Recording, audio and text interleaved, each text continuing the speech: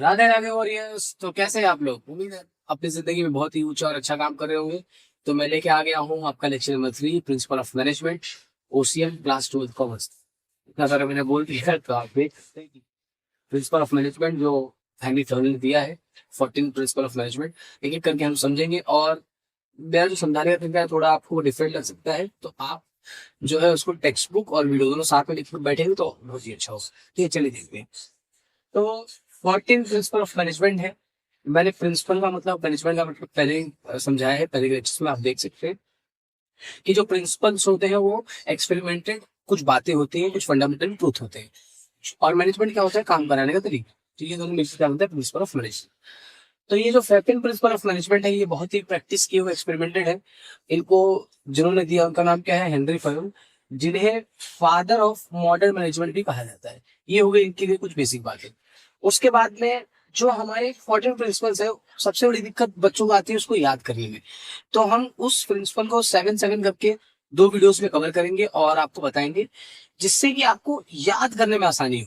उसकी स्पेलिंग वगैरह वो सब आप पढ़ लेंगे, उसको समझ लेंगे, लेकिन याद करने में जो दिक्कतें होती हैं, अगर आप इस तरीके से पढ़ते हैं, स्पेशली जो हिंदी मीडियम के बच्चे हैं, उनको ज्यादा दिक्कत होती है।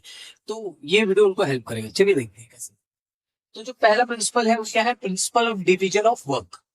तो उसको यहाँ पर क्या दिया गया है कि काम को बांट दो। फॉर एग्जाम्पल, जब घर में बच्चे होते हैं, ऑर्गेनाइजेशन में जो एम्प्लॉयज होते हैं, अगर उनका काम बटा हुआ ना हो, या एक स्कूल में बहुत सारे टीचर्स होते हैं, तो उनके बीच में क्या आ सकती है? झगड़ा हो सकता है, कॉन्फ्लिक्ट आ सकता है, क्योंकि पता ही नहीं किसको क्या करना है। तो सबसे पहले डिवीजन ऑफ वर्क बहुत जरूरी होना चाहिए। जैसे एक ऑर्गेनाइजेशन है तो उसमें फाइनेंस वाला फाइनेंशियल वर्क देखेगा, जो टेक वाला है वो टेक्निकल वर्क देखेगा।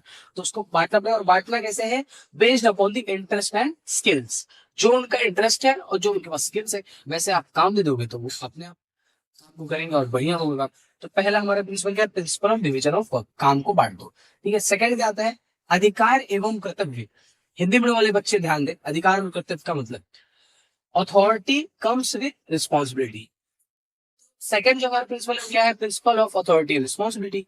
आपको पता है, अगर देखिए एक काम बहुत सारे हैं और उसमें बहुत सारे लोग हैं, पर पता नहीं है किसको काम करना है, लेकिन जब पता हो जाता है, जब उसको एक काम दिया जाता है, उसके बाद पता है कि मुझे ये काम पूरा करना है, तो अथॉरिटी मिल गई उसको कि ये काम के डोमेन में जो भी होगा वो मैं करूंगा, ये मुझे करना है, उसका नाम होगा। तो जैसे अथॉरिटी आई, अपने आप उसको रिस्पॉन्सिबल होना पड़ेगा। तो अथॉरिटी कम्स विद रिस्पॉन्सिबिलिटी। जैसे मान लीजिए एक बच्चा होता है, फिर जो घर में बड़ा हो जाता है, तो उसे जब पहली बार चाबी दी जाती है कि ये जो तिजोरी की चाबी है, या जो ये सामान है, ये जो घर की चाबी है, आपको संभालना है, तो तब उसके पास अथॉरिटी आती है कि हाँ मुझे संभालना, मुझे दिया गया, तो रिस्पॉन्सिबिलिटी अपने आप आ जाती है। जब बच्चे को अथॉरिटी मिलती है और वो रिस्पॉन्सिबल होता है, तो उसके अंदर जो अपना थर्ड प्रिंसिपल है, प्रिंसिपल ऑफ मैनेजमेंट, अनुशासन माने डिसिप्लिन, वो ये दोनों के साथ अपने आप आ जाता है। Discipline comes due to authority and responsibility. तो अपना जो थर्ड है प्रिंसिपल ऑफ मैनेजमेंट, वो है प्रिंसिपल ऑफ डिसिप्लिन।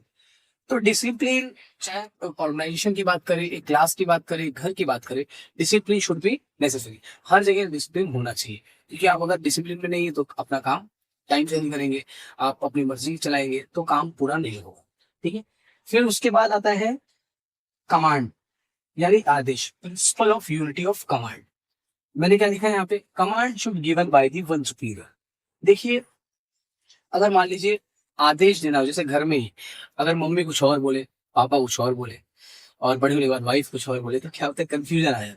तो एक ऑर्गेनाइजेशन में भी जब कोई डायरेक्शन दे रहा हो, कोई कुछ बता रहा हो, आदेश देने वाला कि ये काम आपको इतने टाइम में करना होता है, तो शुड बी सुपीरियर वन, मतलब एक ही बंदा होना चाहिए जो बताना चाहिए। अगर चार अलग अलग बातें सुनेंगे तो काम नहीं कर पाएंगे। ठीक है। उसके बाद नेक्स्ट आता है आपका डायरेक्शन। तो वो भी सेम है, direction should be given by the one superior, the principal of unity of direction. जो डायरेक्शन मिलना चाहिए, चाहे वो ऑर्गेनाइजेशन में हो चाहे वो घर में हो, वो एक ही सुपीरियर से मिलना चाहिए, तो हमारा दिमाग अच्छे से काम करेगा और हम उस काम को अच्छे से कर पाएंगे। फिर क्या है उसके बाद? नेक्स्ट क्या है?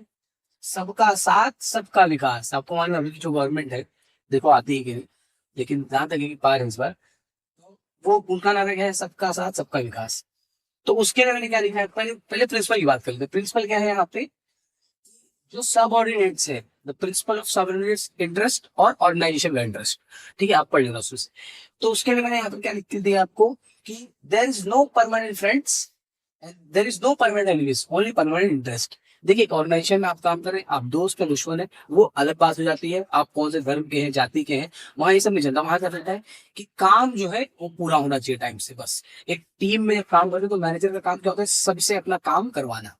ठीक है, तो जैसे मान लीजिए क्रिकेट खेल रहे हैं आप, कोई गेम खेल रहे हैं, तो उसमें सारे प्लेयर का एक परमानेंट इंटरेस्ट होता है। एक इंटरेस्ट क्या होता है कि काम को कंप्लीट करना, मतलब गेम को जीतना।